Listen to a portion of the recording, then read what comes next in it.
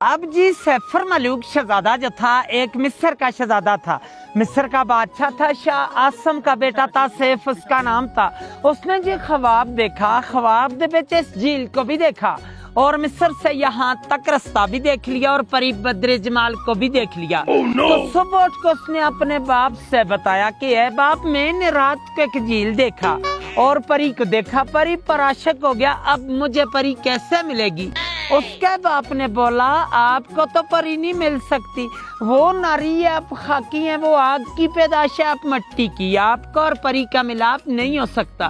لیکن وہ باپ کی نافرمانی سے گھومتا پھرتا آخر ناران میں پہنچا تو 12 سال راستے پہ لگے تھے۔ جب ناران میں پہنچا تو اس کو اللہ والا ایک ولی بزرگ ملا۔ اس ولی سے پوچھا کہ مجھے پری کیسے ملے گی؟ اس نے بولا کہ یہ سامنے والا جو چھوٹا پہاڑ ہے، اسی کی بیک سائڈ میں ایک خیمے کی طرح پتھر ہے، وہ اب بھی رونا نہیں ہے صاحب، پری ملے گی۔ اچھا سنا میرا برا، سنا۔ تو اس پتھر کے ساتھ اس نے 40 دن کا چلا کیا۔ 40ویں دن کے بعد 2 جنات اس کے قبضے میں آ گئے۔ ان جناتوں نے سلیمانی ٹوپی پہنائی تو جھیل کے کنارے پر لے آئے۔ وہ کسی کو نظر نہیں آتا، اس کو سب کچھ نظر آتا ہے، کیوں کہ اس نے سلیمانی ٹوپی پہنی ہے۔ تو ساتھ اس کی سہیلی تھی 8ویں بدر جمال، وہی پری جو خواب میں ملی تھی، یہاں پہ نہانے کے لیے آئی کوہ کاف سے۔ کوہ کاف جو ہے روس کے پاس ہے، چیچنیا کی طرف ہے، رشیا میں۔ آ کر سب نے اپنا اپنا لباس اتارا تو نہانا شروع کر دیا۔ بدر جمال کا لباس جو تھا جنہوں نے اٹھا کے شہزادے کو دے دیا، شہزادے نے اپنے قبضے میں کر لیا۔ دوسری سہیلیاں لباس پہن کر چلا گئی تو بدر جمال اکیلی رہ گئی، وہ جا نہیں سکتی تھی۔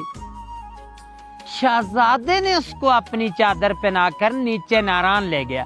جب ناران پہنچا تو دوسری سہیلیوں نے جا کے دیو سفید کو بتایا۔ دیو سفید جو تھا پری کا عاشق مزاد مالک تھا کہ پری ہم سے جدا ہو گئی ہے، پتہ نہیں ہے جھیل کے اندر ڈوب کے مر گئی یا کسی چیز نے کھا لی، باہر کی بات نہیں بتائی کہ شہزادہ لے گیا۔ دیو نے آ کر غصے کے ساتھ اپنی ایڑی لگا کر وہاں سے سارے جھیل کو توڑ دیا، خارج کر دیا کہ شاید میری پری کا پتہ چلے۔ تو پہلے یہ آگے سے سارا بند تھا، وہ سامنے خیمے کے پیچھے چھوٹی گروڑی کے درمیان جو گیپ جا رہا ہے وہاں سے پانی کا رستہ جاتا تھا، دیو نے یہاں سے توڑ دیا۔ طوفان گیا ناران کے پاس تو پری اور شہزادے دونوں نے دعا مانگی کہ اللہ میں بچا، طوفان آ گیا۔ اللہ کی قدرت سے ایک سرنگ بن گیا، دائیں سائڈ سے بھی طوفان گزر گیا اور بائیں سائڈ سے بھی، پری اور شہزادہ دونوں بچ گئے۔ سرنگ اب بھی موجود ہے ناران میں، سیفر ملوک ہوٹل سے 5 منٹ کا رستہ جا کے دیکھ سکتے ہیں۔ اور دیو نے غصے کے ساتھ یہاں سے ایک اور چھلانگ لگائی تو دوا صحیح میں لگا، دیو کا سانس چلا گیا پری کے صدمے سے۔ پری کو لے کے شہزادہ شہر مصر کو چلا گیا۔ شہزادے کا سیف نام تھا، ملوک ملاقات سے کہتے ہیں، اس لیے اس جھیل کا نام مشہور کیتا ہے سیفر ملوک جھیل۔ اور آپ اس وقت 10,500 کی ہائٹ پہ کھڑے ہیں 27 سمندر سے۔ وہ سامنے ملکہ پربت ہے، برف والی جو آخری چوٹی ہے، اس کی 17,000 ہائٹ ہے، 7,000 یہاں سے اوپر ہے، لیکن آج دن تک اس پہاڑی کو کسی نے سر نہیں کر پایا۔ اس کے اندر سونے کا گھر بنا اور پریوں کا بسیوہ کوئی جا نہیں سکتا ہے، جو بندہ جاتا ہے پریاں گرا دیتی ہیں۔ 98 کا واقعہ راشد بٹ لاہور کا ایک بندہ تھا، وہ کہتا تھا کہ میں نے اس پہاڑ کو سر کرنا ہے۔ لوگوں نے اس کو منع بھی کیا تھا لیکن وہ چلا گیا، جاتے ہوئے رستے میں گر کے مر گیا تھا۔ 13 دن بعد اس کی ڈیڈ باڈی ملی ہے مقامی لوگوں کو، انہوں نے اٹھا کے نیچے بھیجا ہے۔ چاندنی رات ہوتی ہے، چاند کی جب 14ویں رات ہو تو پریاں اترتی ہیں، لیکن اس جیسے بندے کو نظر آئیں گی، ہر بندہ پریاں نہیں دیکھ سکتا، یہی دیکھ سکتے ہیں کہ ان پہاڑوں کے نظارے کر سکتے ہیں۔ اور آج دن تک جھیل کی گہرائی کا اندازہ بھی کسی نے نہیں لے سکیا۔ ایک انگریز آیا تھا، اس نے 5 من رسی لائی تھی، اس وقت گاڑیاں نہیں چلتی تھی خچروں پہ، آگے 10 کلو کا لوہا بن کے اس کے درمیان میں کشتی کے تھرو ڈالتے رہے۔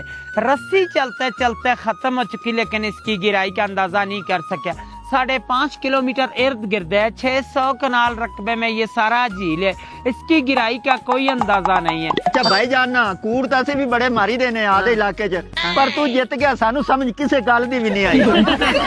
صرف اسی اینا پن تاں ہی کیتا تیرا کوڑ دروا۔ او نو تیری دلی ارادہ کری جی نہ بس لوگوں کی دلی میں یہ بھی کوئی زندہ دل بندے ہوتے ہیں۔